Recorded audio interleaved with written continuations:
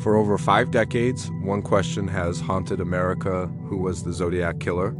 Despite countless clues, encrypted messages, and suspects, this shadowy figure remains one of history's greatest unsolved mysteries. Today, we're diving deep into the evidence, theories, and psychological profile that might finally bring us closer to the truth. It was the summer of 1968. Northern California was peaceful until a sinister presence began to stalk the night. Couples parked on lovers' lanes, unaware they were being watched. The killer struck with precision, left cryptic clues, and vanished into the darkness. But what made this murderer different was not just the killings. It was the message. I like killing people because it's so much fun. It began like a ghost slipping through the fog of the late 1960s, a time of love, freedom, and rebellion in California. But hidden beneath the peace signs and protests, something dark was watching. The Bay Area, alive with music and youth, was about to meet a nightmare that would change the course of true crime history forever. The first known attack happened on the night of December 20th, 1968. 2 teenagers, Betty Lou Jensen and David Faraday, drove out to a quiet stretch of Lake Herman Road near Vallejo.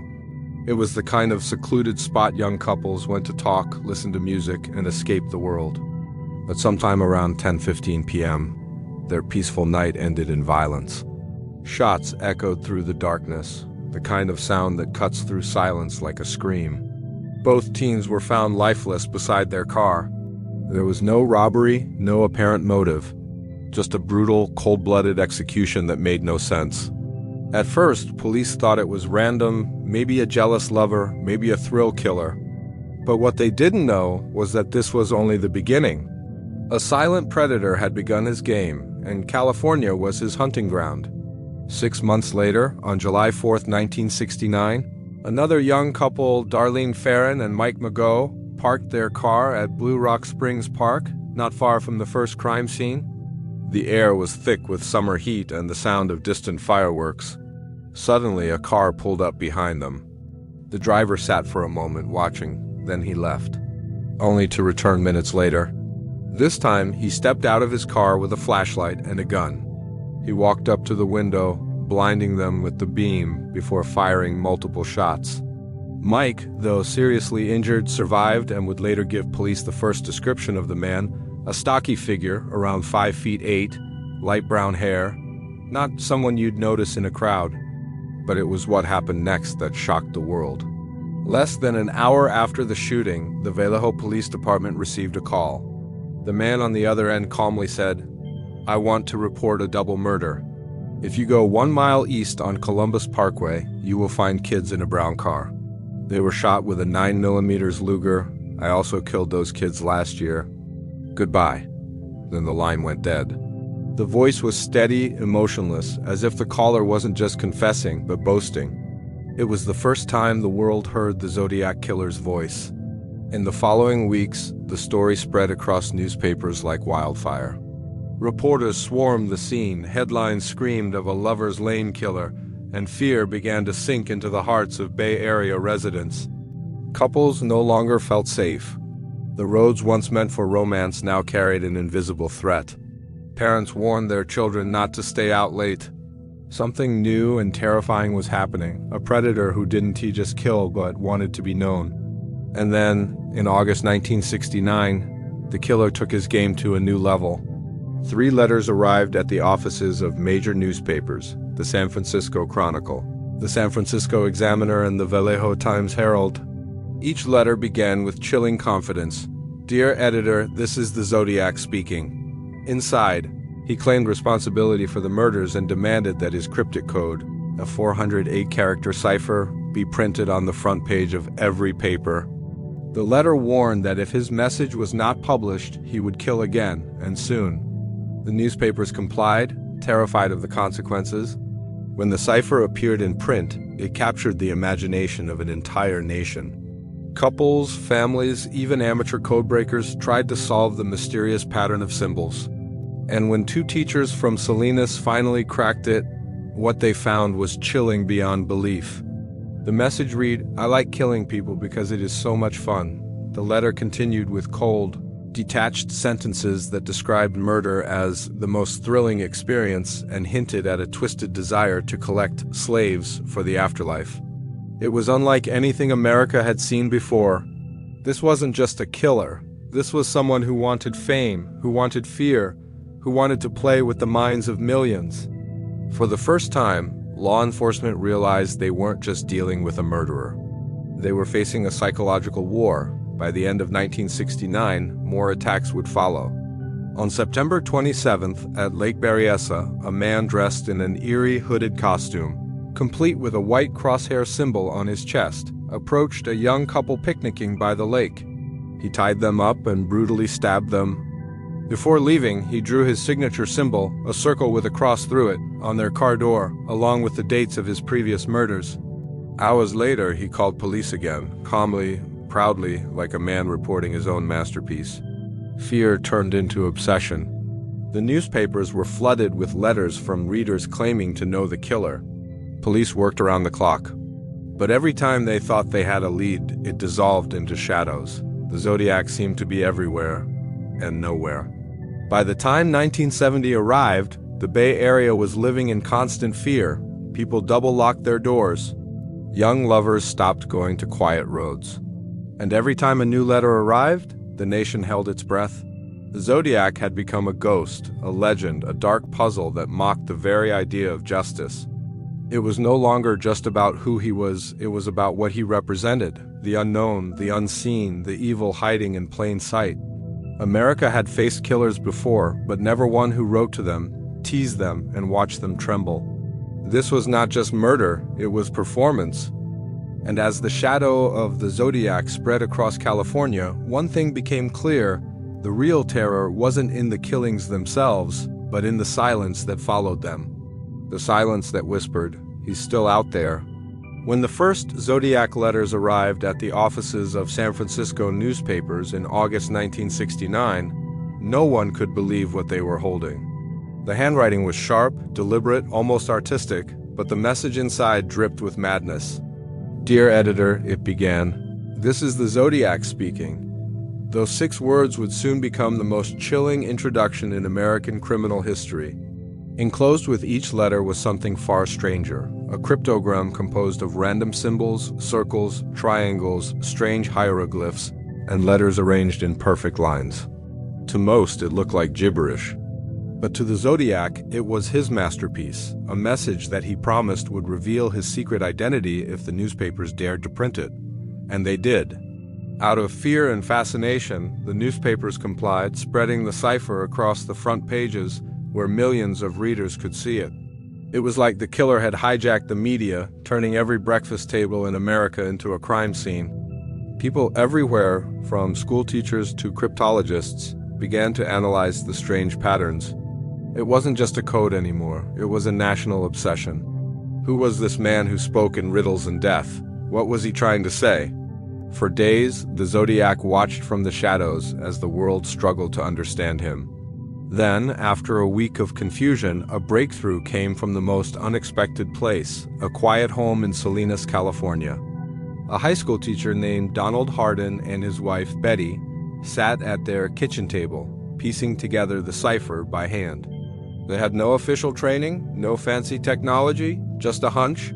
Betty believed the killer would start his message with the phrase, "I like killing," because that seemed to fit his arrogance. They tried it. Slowly, word by word, symbol by symbol, the pattern began to unravel. What emerged sent chills through the entire country.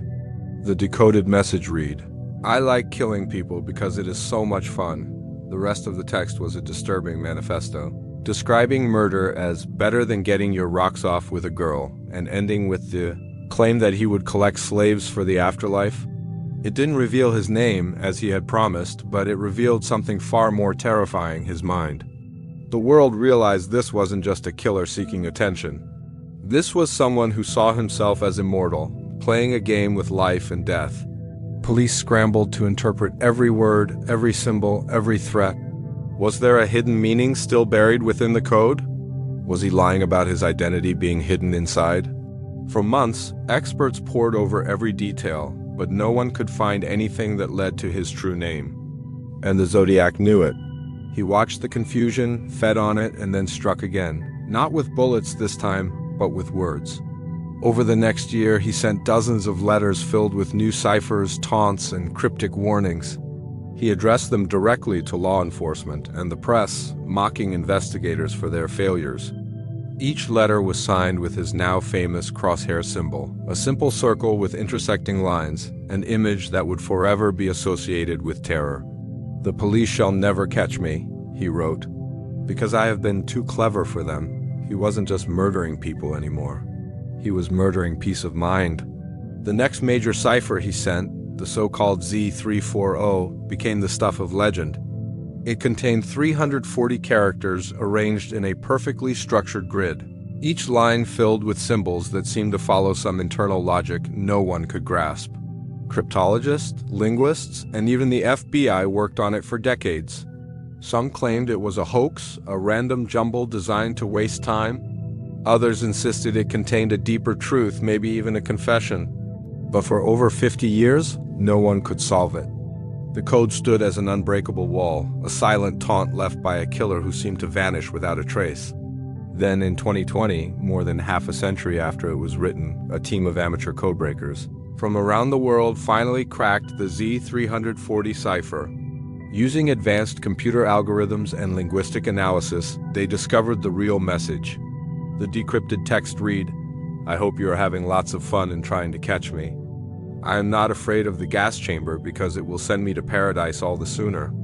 Even after all these years, his tone was the same, cold, mocking, and disturbingly calm. The Zodiac still refused to reveal his name. He only wanted to remind the world that he was untouchable. What made the cipher so fascinating wasn't just its complexity. It was the way it revealed a mind obsessed with control. Every symbol, every code, every letter was his way of staying one step ahead. He had transformed murder into a puzzle and made the entire country his unwilling participant. People began to question whether the Zodiac even cared about killing anymore, or if he was more addicted to the power of fear, the manipulation of millions. His crimes had evolved into a form of psychological warfare. In every message, there was a tone of amusement, as if he were laughing at those trying to catch him. He ridiculed police officers, mocked their theories, and hinted that he was watching them. "I see you trying to catch me," he wrote, "but you will never find me because you do not look close enough." The letters became darker, more personal, filled with threats toward schoolchildren and public officials. Each new cipher or message reignited the panic. The public waited for answers that never came, and the killer thrived in the spotlight. Every expert who examined the Zodiac's codes came away saying the same thing. He wanted to be understood, but only on his own terms. He wanted to be seen as a genius, a phantom intellect dancing just beyond the reach of ordinary minds. But beneath that facade of brilliance was a chilling truth. He was driven by the same emptiness that drives all killers, the hunger to matter, the need to be feared. The Zodiac ciphers weren't just messages, they were traps. Each one pulled investigators deeper into his world, where logic and madness became indistinguishable. And the more the police tried to understand him, the more control he gained over the narrative. His power didn't come from how many people he killed, it came from how many people he kept wondering, decoding, and fearing. Even now, decades later, experts still analyze his remaining unsolved codes. Some claim there are hidden patterns linking them to astrological symbols or military encryption systems. Others believe the true meaning was never meant to be found, that the Zodiac's ciphers were simply mirrors, reflecting our desperation to make sense of evil. And as each symbol was drawn and each word written, the Zodiac ensured that his shadow would linger over America forever, like a language only he could truly speak.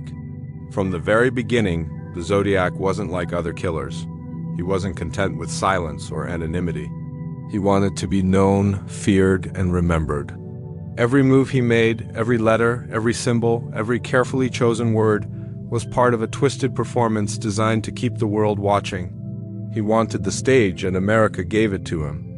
What made him so terrifying wasn't just the violence he committed, but the way he turned his crimes into a psychological game that no one could win. The Zodiac's crimes had a strange rhythm, the careful planning, the ritualistic execution, and the obsessive need to communicate afterward.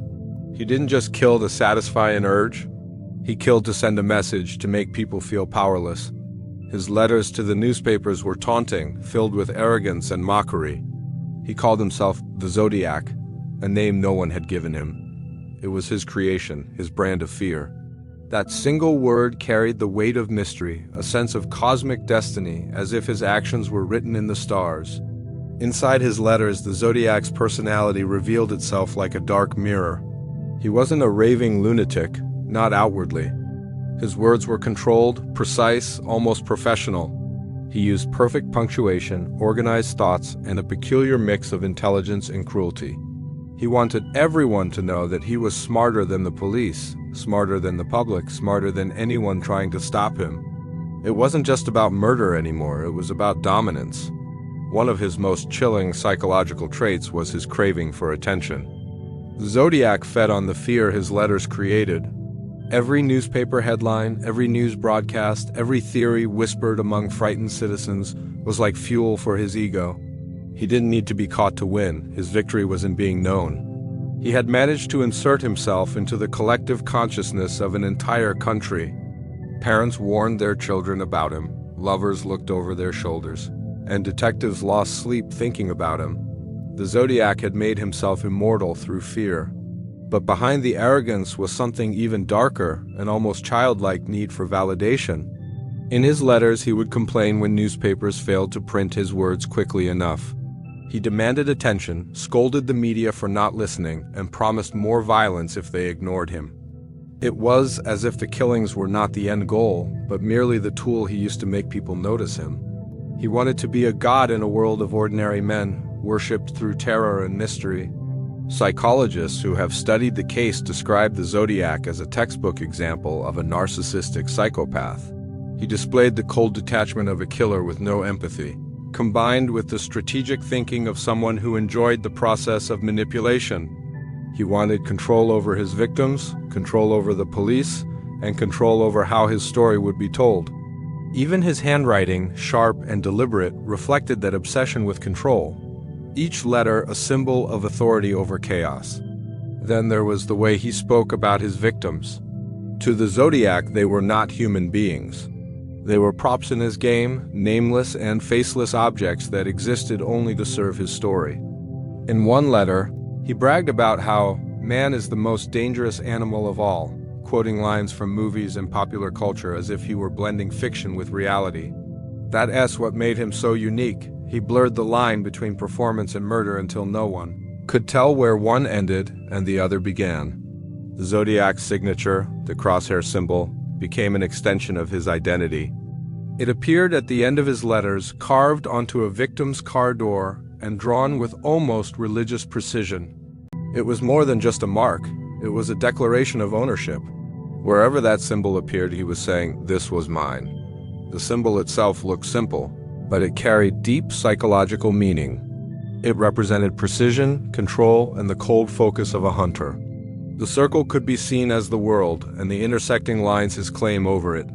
He wasn't just leaving a calling card, he was branding fear itself. As the letters continued, the Zodiac's tone shifted from confident to mocking, from teasing to grandiose. He began to play with the idea of his own mythology. He hinted that he was part of something larger, that his actions were connected to the stars, to fate, to a cosmic game only he understood. It wasn't enough to be a killer, he wanted to be a myth. He wrote about collecting slaves for the afterlife, about living forever through his victims, and about laughing from beyond the grave. These weren't just words of insanity. They were a strategy to make himself untouchable. Investigators studying his letters often noted how carefully he constructed his image.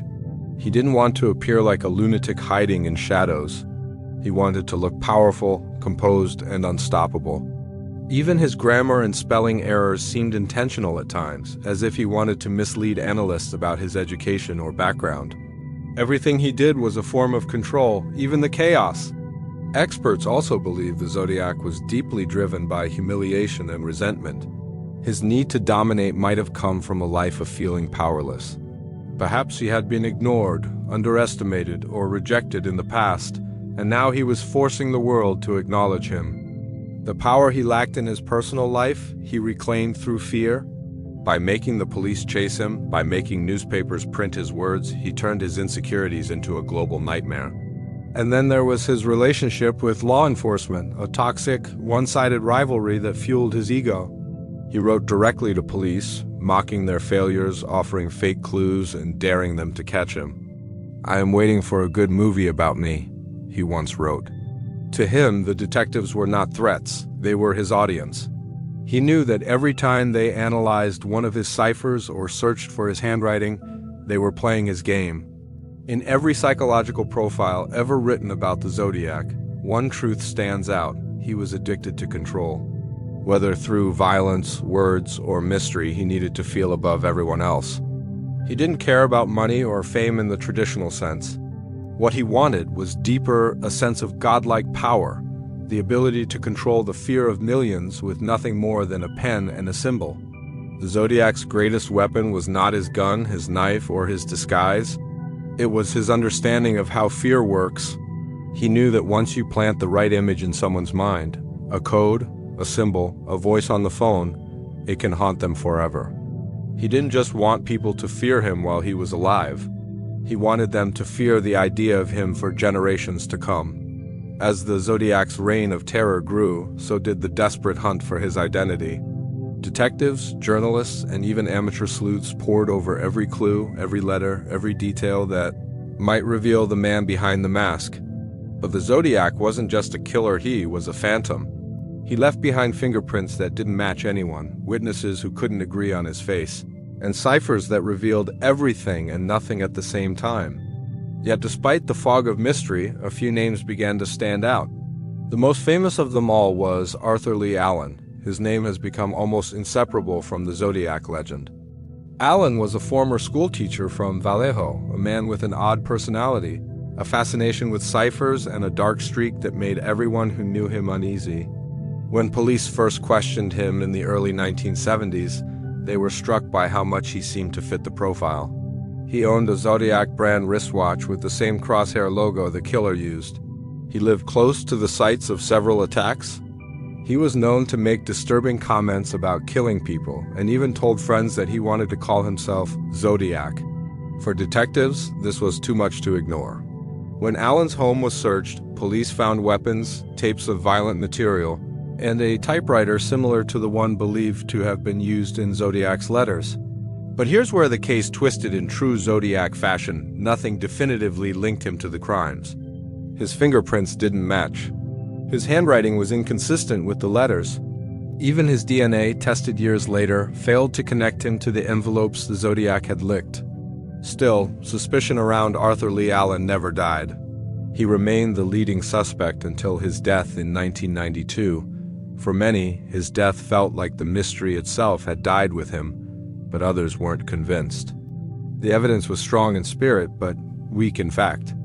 The Zodiac, it seemed, remained untouchable, but Allen wasn't the only name whispered in the dark. Over the decades, countless theories surfaced, each one more intriguing than the last. Some believed the Zodiac had a military background. The precision of his attacks, the coded messages, and the calm under pressure all hinted at someone trained in tactics. Investigators noticed that his letters often contained references to military-style terminology and symbols. Some experts even believed the crosshair logo wasn't random, it resembled the sight reticle used in rifles. Could he have been a soldier, maybe one who returned from war with a mind fractured by violence? Others thought the Zodiac could have been part of law enforcement. His knowledge of police procedure, his awareness of how they worked, and the way he taunted them suggested an insider's understanding. How else could he vanish so efficiently after each crime? He seemed to anticipate their moves before they made them. It raised a chilling possibility. What if the Zodiac wasn't running from the police at all? What if he was one of them? Still, there were those who believed the Zodiac case wasn't the work of one man at all.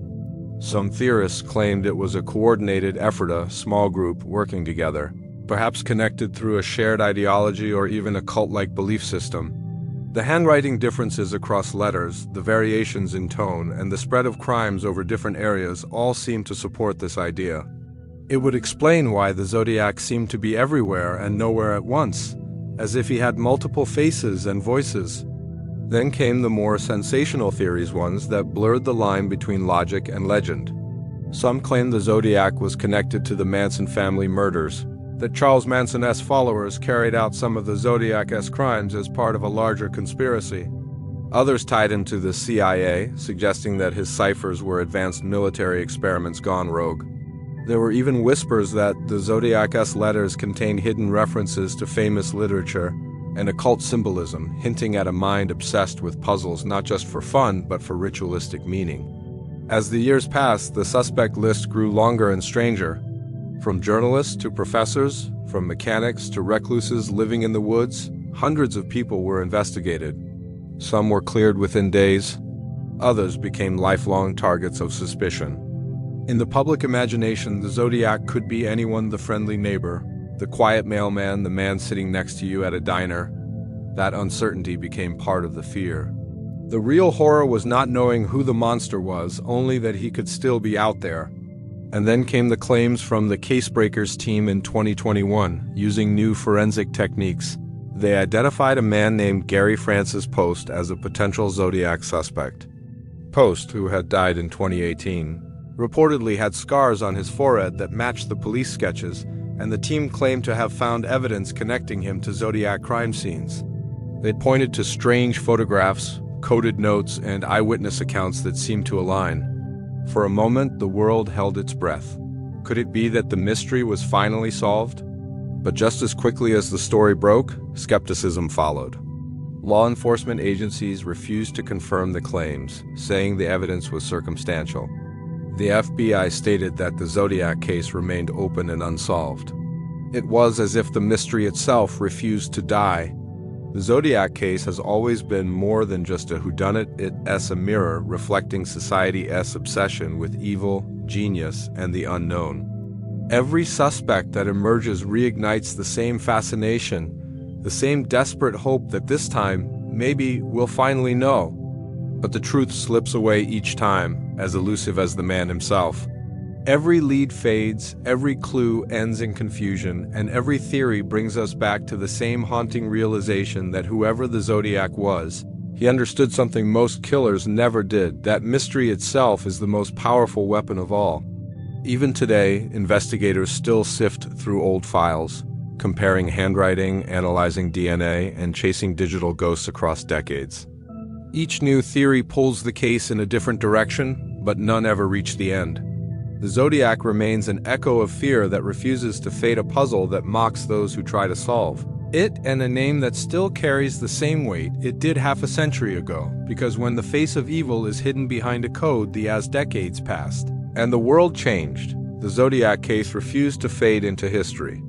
The killer had vanished into the smoke of the 1970s, leaving behind only symbols, letters, and bodies.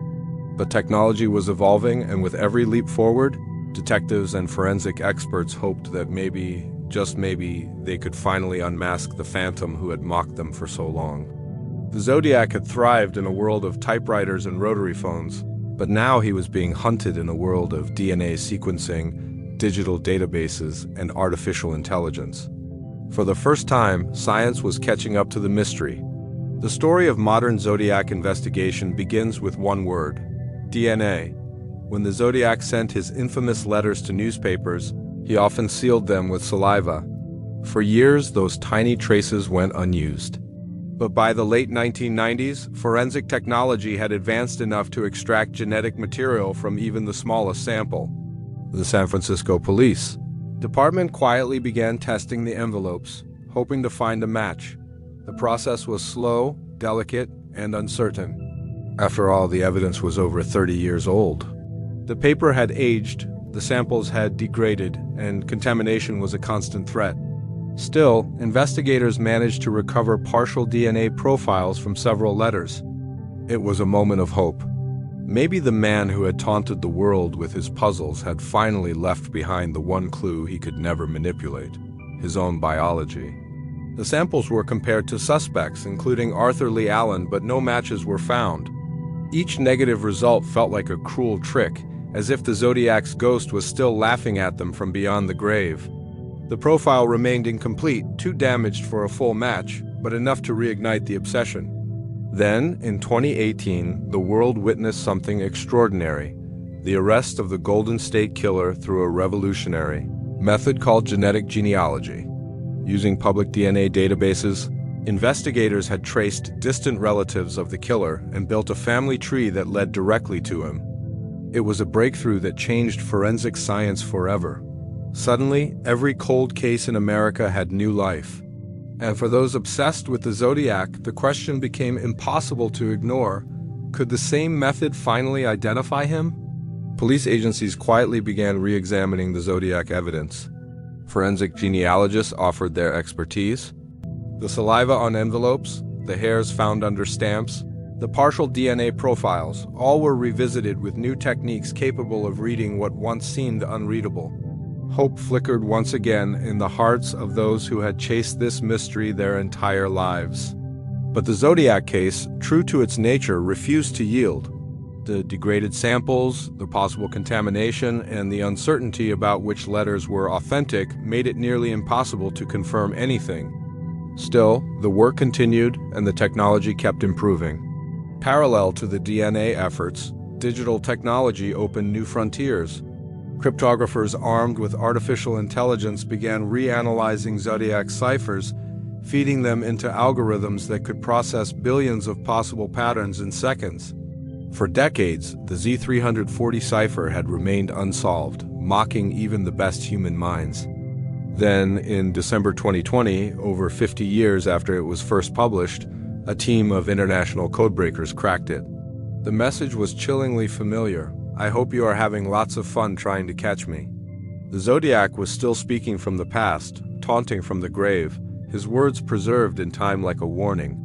The cipher didn't reveal his name, but it proved something deeper, that even after half a century his voice could still be heard. At the same time, facial recognition experts began revisiting the composite sketches drawn from eyewitnesses back in 1969. Using modern reconstruction software, they generated digital age progression images, what the Zodiac might look like today if he were still alive. Investigators cross-referenced those models with databases of known offenders, missing persons, and unsolved homicide suspects. The results were intriguing but inconclusive. The ghost had too many faces. Then came the claim from a volunteer cold case group known as the Casebreakers in 2021. Using forensic evidence, historical records, and facial comparison software, they identified a man named Gary Francis Post as their prime suspect. Post, a military veteran who had lived in California during the time of the killings, bore scars on his forehead that seemed to match the sketch released by police in 1969. They claimed to have found hidden messages in the Zodiac S letters that referenced Post's S name and photographs linking him to the areas where the murders occurred. The story exploded across media, reigniting public fascination and fueling new debates. But as always, the Zodiac mystery twisted itself back into uncertainty. The FBI and local law enforcement agencies reviewed the claims and ultimately announced that there was not enough evidence to confirm the identification. Post might have been an interesting suspect, but not a proven one. The case, they said, remained open and unsolved. Once again, the truth had slipped away just as the world reached for it. Today, investigators rely on tools the Zodiac could never have imagined: AI facial mapping, digital handwriting comparison, and deep forensic reconstruction. Every letter, every cipher, every piece of evidence is being scanned, digitized, and re-examined by technology far more powerful than anything from the original investigation. Each new method brings a small piece of the puzzle closer into focus. Yet the bigger picture remains as foggy as ever. And beyond science lies something more human: the relentless obsession of those who refuse to give up. Retired detectives, cyber investigators, even hobbyist researchers continue to dig through old police files, comparing timelines, linking evidence, and sharing discoveries online. Entire online communities have formed around decoding every possible clue, convinced that the key to the mystery is still out there, buried in the data. What modern forensics has revealed most of all is how the Zodiac case bridges two eras: the old world of typewritten fear and the new age of digital truth. The killer may have disappeared, but his mystery has evolved, living on in computers, labs, and online archives. Each new discovery feels like a breath on the back of the neck, a whisper from the past reminding us that evil doesn't die with time, it just changes form. The tools may be sharper, the science more advanced, but the ghost remains as clever as ever, hiding not in the shadows of alleys anymore, but in the cracks between history and technology, daring the modern world to find him. More than 50 years have passed since the Zodiac Killer first terrorized Northern California, yet his shadow still stretches across American culture like an unending eclipse. What began as a series of brutal crimes has transformed into something far larger, a psychological ghost that continues to haunt the nation's collective imagination. Every decade brings new theories, new suspects, and new obsessions, as if the mystery itself refuses to die. The Zodiac didn't just take lives, he took peace, trust, and the illusion that safety could be guaranteed even in ordinary places. His crimes became a mirror reflecting something far darker, humanity's fascination with evil and its hunger for understanding the unknowable. The Zodiac's legacy is rooted in fear, not just the fear of violence, but of anonymity. In the late 1960s, Americans were used to seeing killers caught and named. Police officers were symbols of authority, newspapers were voices of truth, and the idea of an invisible predator roaming free felt like something from fiction. Then the Zodiac arrived. He didn't just kill, he wrote letters, he played games. He sent ciphers mocking the very institutions meant to stop him. His cruelty was not just physical but psychological, and that's what made him so terrifying. He controlled the narrative, turning the media into his stage and the public into his audience. For the first time, Americans were watching a killer turn himself into a celebrity. Every newspaper headline, every police press conference, every breaking news bulletin, it all fed the persona he wanted to create. The Zodiac became a household name, and with every taunting message, the boundary between real danger and myth began to blur. Parents feared the darkness more. Lovers hesitated before driving to quiet lovers' lanes. Ordinary people began to suspect their neighbors. In that atmosphere of paranoia, the Zodiac thrived, not through his presence but through his absence. The mystery of who he was became as frightening as what he had done. Over time, the case seeped into American culture, reshaping how crime and mystery were perceived. Filmmakers, writers, and musicians drew inspiration from his cryptic violence. The 1971 film Dirty Harry, starring Clint Eastwood, introduced a fictional killer named Scorpio, a direct reflection of the Zodiac's real-life menace. Decades later, David Fincher's 2007 masterpiece Zodiac reignited public fascination, bringing to life the obsession of journalists and detectives who had spent years trying to decode the enigma.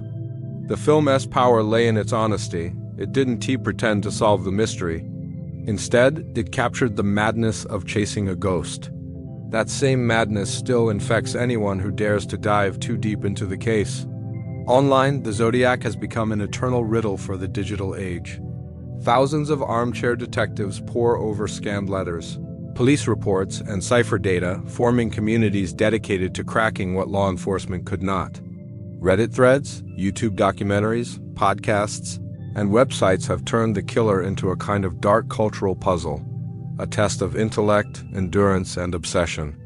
Some are motivated by curiosity, others by justice, but all are drawn by the same magnetic question: who was he? Each new theory feels like a step closer, yet somehow the answer always slips away. That endless chase has become part of the Zodiac's true legacy. The fear he created evolved into fascination, and fascination into myth. The Zodiac has become more than a killer. He's an archetype. His image, his ciphers, even the way he signed his letters with that chilling crosshair symbol, have become part of America's visual language of fear. He represents the intelligent monster, the one who hides in plain sight, the one who outsmarts everyone. The idea that such a person could exist, calculating, calm, and always one step ahead, continues to disturb the modern psyche. It reminds us that evil isn't always chaotic. Sometimes it's methodical, articulate, and patient. What's even more chilling is how the Zodiac's methods seem to echo through modern times. The concept of killers seeking attention through the media has only grown in the decades since. From televised standoffs to viral manifestos, many criminals now crave the same twisted fame the Zodiac once cultivated. He set a blueprint, one that the digital age made even easier to follow. His ciphers and coded messages were the analog ancestors of the social media cryptic posts and anonymous online confessions we see today. It's as if his legacy infected not just crime, but the very culture of communication. For investigators, the Zodiac became a symbol of unfinished work, a case that refused closure.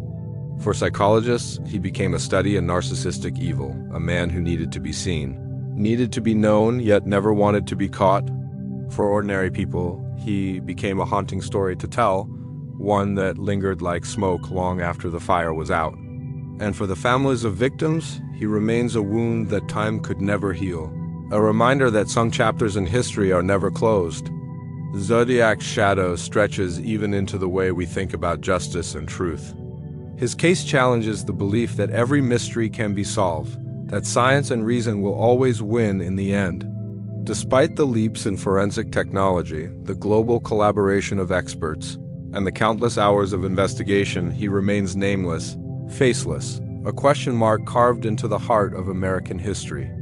And maybe that's part of the fear, that someone could commit such horrors, mock the world, and simply vanish into the fabric of ordinary life. The legacy of the Zodiac Killer is not just about murder, it's about obsession, paranoia, and the human need for closure. It's about how one man's cruelty reshaped an entire generation's relationship with fear. His name became a symbol not because of what we know, but because of what we don't. The unknown keeps the story alive, whispering through documentaries, late-night theories, and crime forums. Every time someone opens a new thread, decodes a new cipher, or compares a new suspect photo, the Zodiac lives again, not in the flesh, but in the mind. And that's the terrifying truth about his legacy. He doesn't need to return to haunt us. He never left. The Zodiac Killer's story is more than a crime saga. It is a mirror reflecting the deepest fears and curiosities of humanity. For over half a century, he has remained the embodiment of the unknown, a riddle that no amount of science, logic, or obsession has yet solved.